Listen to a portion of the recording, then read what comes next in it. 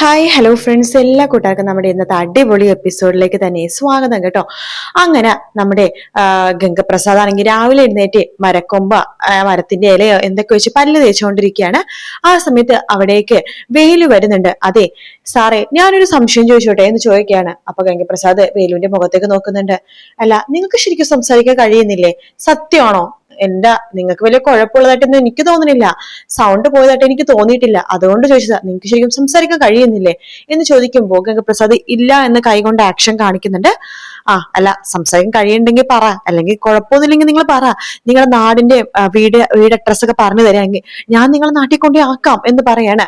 അത് കേട്ടിട്ട് അമലും അങ്ങോട്ടേക്ക് വരുന്നുണ്ട്. അതെ, വേലുചേട്ടൻ ഒരുപാട് അങ്ങോട്ട് ബുദ്ധിമുട്ടുണ്ട് കേട്ടോ. എന്താടി നീ ഇവൻ പോണെന്ന് നിനക്ക് വല്ല വിഷമമുണ്ടോ? എനിക്ക് വിഷമമായിട്ടല്ല, അച്ഛൻ പറഞ്ഞതാ ഇപ്പൊ പറഞ്ഞു വിടാൻ സാധിക്കില്ലെന്ന്.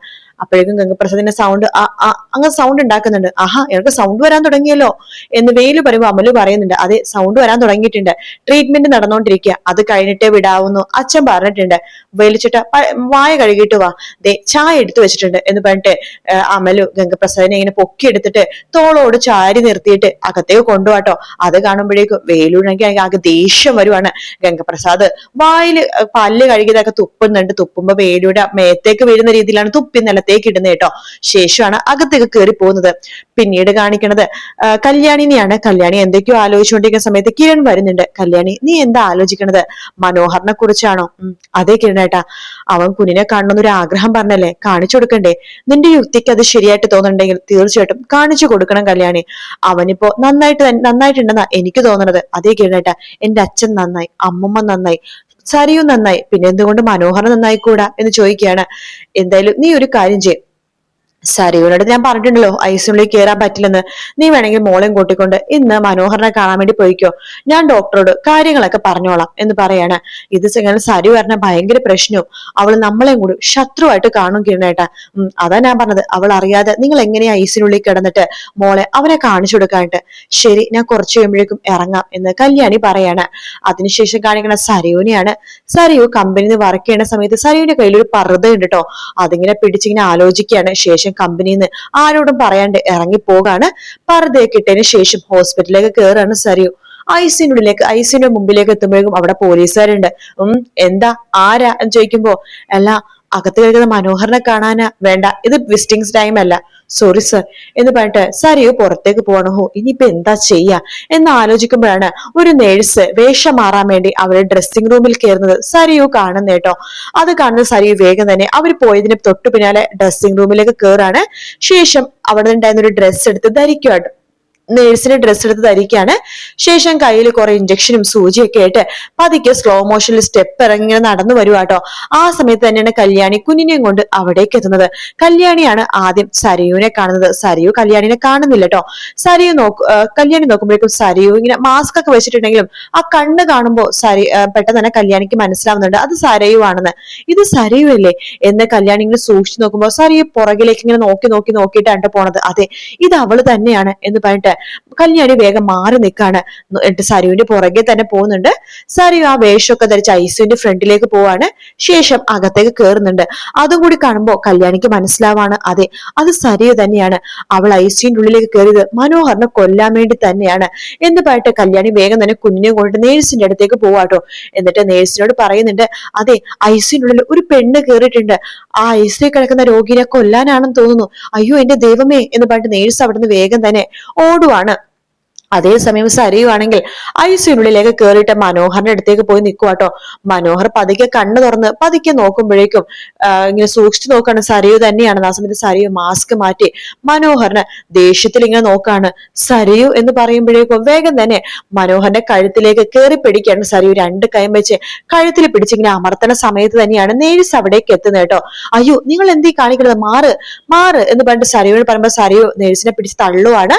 തൊട്ടു പിന്നാലെ വേറൊരു നേഴ്സ് വരുന്നുണ്ട്. നിങ്ങൾ എന്താ കാണിക്കണം, മാറെന്ന് പറഞ്ഞിട്ട് സരിയുവിനെ പിടിച്ചു മാറ്റുമ്പോഴേക്കും ആ കിടക്കുന്ന നേഴ്സ് എഴുന്നേക്കുന്നുണ്ട്. ശേഷം അവിടെ ഉണ്ടെന്നൊരു ഷോള് കൊണ്ട് സരിയുവിന്റെ കൈ ബന്ധിക്കാട്ടോ. അപ്പോഴേക്കും പുറത്തുനിന്ന പോലീസുകാരൊക്കെ അകത്തേക്ക് വരുന്നുണ്ട്. ഇതെല്ലാം തന്നെ കല്യാണി കാണുന്നുണ്ട്. കല്യാണി അതെല്ലാം കണ്ടിട്ട് വേഗം തന്നെ കുഞ്ഞിനെയും കൂട്ടിക്കൊണ്ട് വീട്ടിലേക്ക് പോകുവാട്ടോ.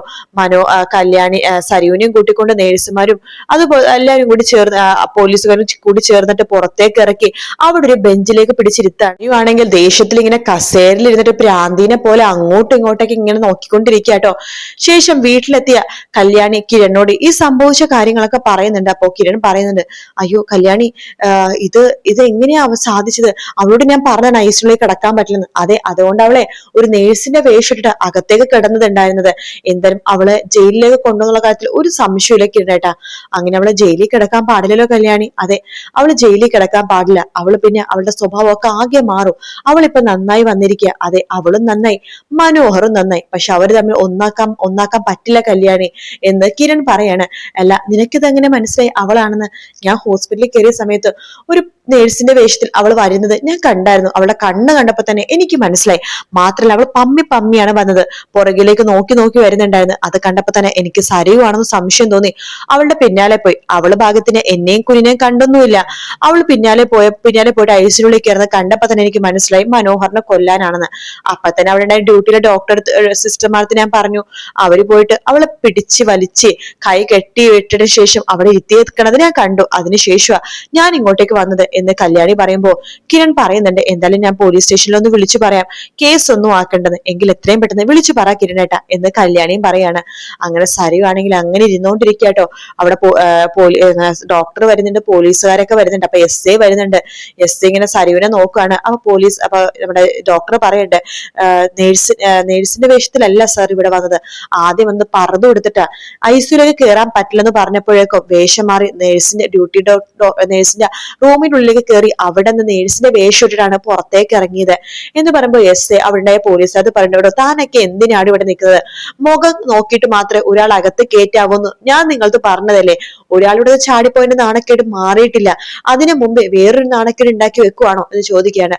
അപ്പൊ ഡോക്ടർ പറയണ്ടേ, ഇയാള് ഇതിനു മുമ്പ് മെന്റൽ ഹോസ്പിറ്റലിൽ കിടന്നിട്ടുണ്ട് ഡോക്ടർ, അതുകൊണ്ട് മെന്റൽ ഹോസ്പിറ്റലിൽ കിടന്നിട്ടുണ്ട് സർ, അതുകൊണ്ട് ഞാൻ സാറിനെ തന്നെ വിളിച്ചത്.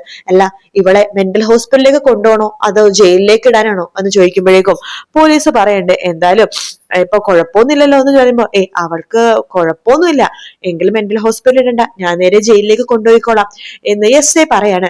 ശേഷം വനിതാ പോലീസിനോട് പറയണ്ട്, അവളെ പിടിച്ച് വണ്ടിയിലേക്ക് കയറ്റ് എന്ന് പറയാണ്. അങ്ങനെ സരിയുനെ വനിതാ പോലീസ് പിടിക്കുമ്പോ എന്നെ വീടെന്ന് പറഞ്ഞ് ബഹളം ഉണ്ടാക്കാണ് സരിയോ.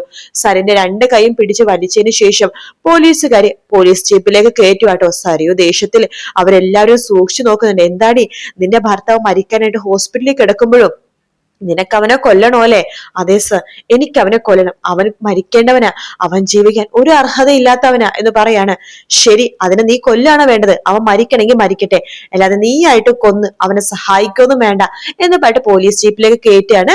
പോലീസ് ജീപ്പിൽ കയറ്റിയ സാരി ഒരു മെന്റലിനെ പോലെ എല്ലാവരും സൂക്ഷിച്ചു നോക്കുന്ന ഭാഗത്തോടെയാട്ടോ ഇന്നത്തെ എപ്പിസോഡ് തീരുന്നത്. അപ്പൊ വീഡിയോ ഇഷ്ടപ്പെടുകയാണെങ്കിൽ ലൈക്ക് ചെയ്യാനും സബ്സ്ക്രൈബ് ചെയ്യാനും കമന്റ് ചെയ്യാനും മറക്കല്ലേ. മറ്റൊരു വീഡിയോ ആയിട്ട് വീണ്ടും കാണാം ഫ്രണ്ട്സ്. എല്ലാവർക്കും ടേക്ക് കെയർ. Bye bye.